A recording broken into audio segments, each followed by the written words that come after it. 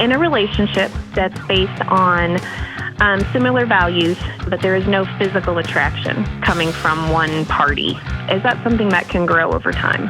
On paper, this guy is wonderful. Except for his face.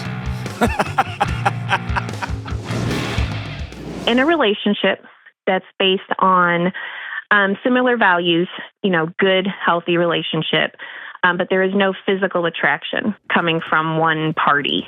Is that something that can grow over time?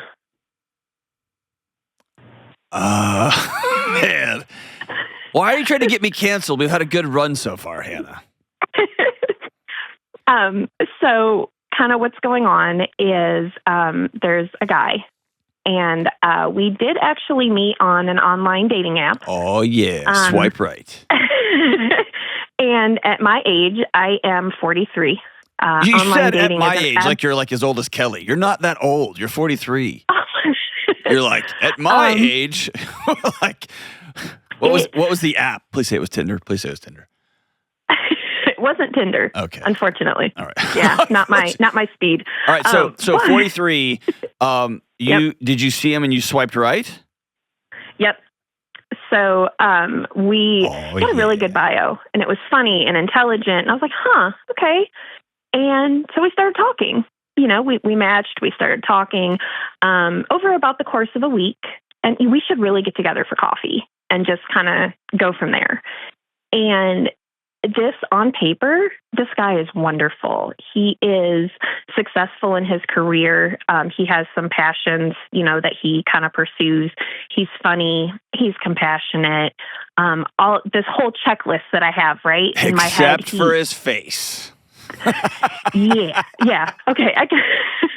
I would be a little nicer than that. I know. I'm just being ridiculous. And by the way, if this was flipped, I couldn't do this because it would be like the internet people would be murdery. But okay, so you tell me about it. Yeah, I'm being ridiculous, but go ahead. Oh, you're good. So we started dating, and as things progressed, I kind of realized I'm just not feeling that chemistry. I'm not feeling that connection. And I so much told him that, hey, I'm struggling a little bit. This is the first time that I've really tried to date since my divorce, which was almost 6 years ago. Okay. And so dang, dude, you've sat on the sidelines, Hannah.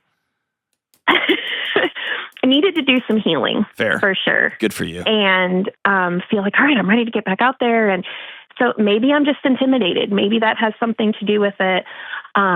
And I just kind of told him, hey, this is how I'm feeling. And I don't mean to be offensive, but this is just kind of where I'm at. And so he came back with, I want to stay friends. I really care about you. I like you. I think it could change. And I'm just not really sure what to do with that. I don't want to lead him on, and I enjoy still having him as a friend. But past that, I don't know what to do. Okay, so I'm going to free you from everything, okay? Okay. Just because somebody has a good resume doesn't mean you have to hire them. Okay. And just because you made some artificial checklist that he matched 9 out of 10. Let me tell you something crazy. When I was 18 years old, and by the way, it's not apples for apples because you're experienced and you've been through pain, and you've been down the aisle before, like you've done all that. So it's not quite apples to apples. But when I was 18, I made a list because some goofball told me like the world's gonna take everything. You better make a list of what your non-negotiables are. I made a list of my future spouse, like 10 things. My wife had 2 of 10. My wife of 23 years had 2 of them, and one of them was be a beautiful woman. That was there was one trait that she had that I thought I had to have on this magical list. Now, like I said, your list will be different than mine because you've been there. But yes, attraction is a huge part of it. And yes, attraction grows over time. I don't know if attraction grows over time, but its importance like fades in my experience, not my personal experience, but just in talking to people. But yes, I think the quote unquote looking right, like, or not handsome. Is he overweight a little bit? Is that the problem? Well, excuse me, a little. Okay. Which he's actually, that was one of the things that we kind of bonded over. He's towards the beginning of his fitness journey, Awesome. which I've been on for the last few years. Awesome. And I've lost a significant amount of weight, and we've actually talked about, I'm like, oh, it took me almost 4 years to get to where I wanted to be, and this is what I did. And so I don't think this has anything to do with attraction, Hannah. I really don't. Okay. I think the vibe's just not there, and that's okay. Okay. And can I go one layer deeper? Of course. That's heartbreaking, isn't it? It really is. You waited so long. You're so careful. You found someone that you like talking to. You've bought into the lie that nobody out there has my values. All guys want is 27-year-old women who look like. And by the way, all that is nonsense. Nonsense. It's just algorithmic nonsense. Okay, but you put yourself out there, and then you met somebody who's kind of cool, but just not your guy. And I bet you've spent hours agonizing over what is it, the thing that he's missing that doesn't make him the guy. Yes. And I can't put my finger on it. And I have one semi-unique circumstance. I do have a special needs child. Okay. And that's, something that has just been really hard with kind of getting back out there. I like to be very upfront with potential people. Hey, if this turns into a thing, I have a child. That here's the situation. Hannah. And a lot of people go running. Hannah. Yeah. You don't have to lead with that's not that having a special needs child makes you freaking amazing. It's not a liability. Well, thank you.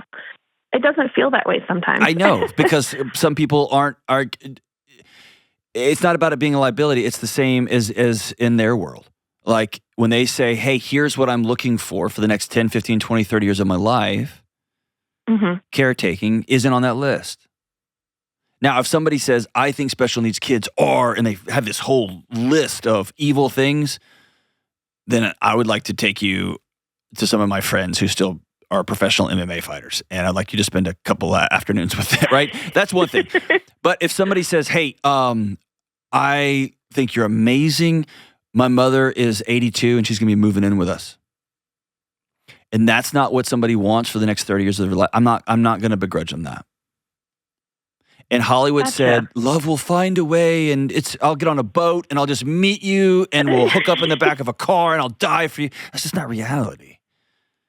But here's what is reality. Right. Here's what is reality. A bunch of people getting back out there and settling and then resenting the person they're with because they didn't have the courage to say, this isn't really the life that I want to sign up for. And so I would tell you, that's what I don't want to happen for me that's why or I think for him. That's why I think you're amazing. Yes, I think you're amazing. So he did a good move. He's a good salesman. So it's like you test drove a car and he was like, and you're like, this isn't really the one for me. And he's like, how about this? Just take it for the weekend, take it home. Like, he's good, right? He's like, I just want to stay friends. And I think, he's like old Dumb and Dumber. Like, so you're telling me there's a chance, right? That's fine, cool. But as long as you keep your integrity about you and you don't hide the fact that you're going out again, and maybe you get to a point where you're like, hey, if you want to be my friend, I'm going to talk to you about people I'm dating. Right. And if he's like, oh, he opts out of that, then he can opt out of that. But I think this may have been the most perfect situation for you to get back out there. A really wonderful guy, a kind guy. You got to kind of, I almost said something that if I was listening to my own show, it would have been like, whoa, that's not what I meant.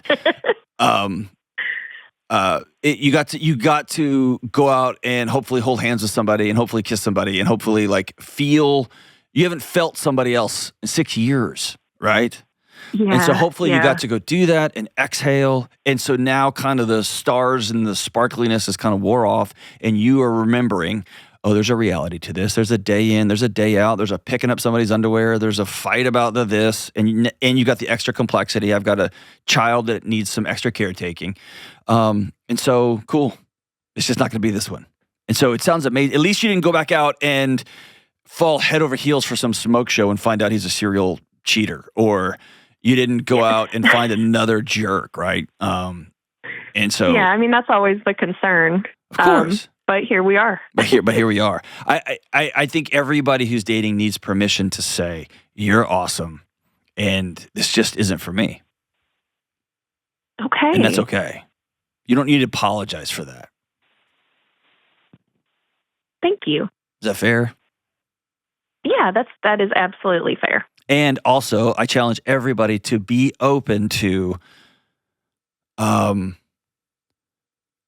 completely falling head over heels for somebody that doesn't fit your picture of what you think beauty is, or what you think masculine attraction is. And I just tell you the one of the funniest moments of my adult life was being 19 years old. My wife's brother introducing us. He was a friend of mine, and he's very, very awesome. He's very pragmatic, and he said, "You're probably going to marry my sister. We can't be friends anymore, but y'all should date." And she had jeans pulled up way too high, a brown braided belt. I had really long hair, or I had shaved my head completely off, or maybe I even had a mohawk at the time. I probably hadn't bathed in 2 weeks, and we both looked at each other and we're like, "Yeah, no." And I think she's stunning. After a quarter century together, I think she's stunning. And she tells everybody that she bought really low, and I'm a stock that finally matured, right? So, she just bought low, and the stock rose in value. So all that to say is, I also want people to be open to, because I know it's easy in the swipe right world, just keep swiping. Dude, if somebody, I love what you did, they meet all these criteria, I'm going to go hang out. And I think that just adds to the fun. Can I challenge you to enter into this new season with your hands not clenched tight? Yes.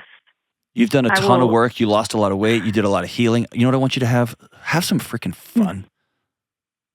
You're a special needs mom. You have no fun in your life. Have fun. Have fun. Does that make sense? It does. And I appreciate that very much. Go have a good time. Hold hands. Kiss boys. Fun. We don't have enough. The world's on fire, literally. Let's find joy where we can. Let's find fun where we can. And I know I'm overstating it, and I don't even know what I would do if something happened to my wife. I can't even wrap my head around that psychologically. But I'm kind of glad this is the guy you got your first rodeo back on the circuit. Sounds like he was a pretty cool guy, treated you well, and there was not a spark there. It's all great. It's cool. Swipe right. Thanks for the call, Hannah. You're awesome. Go get him.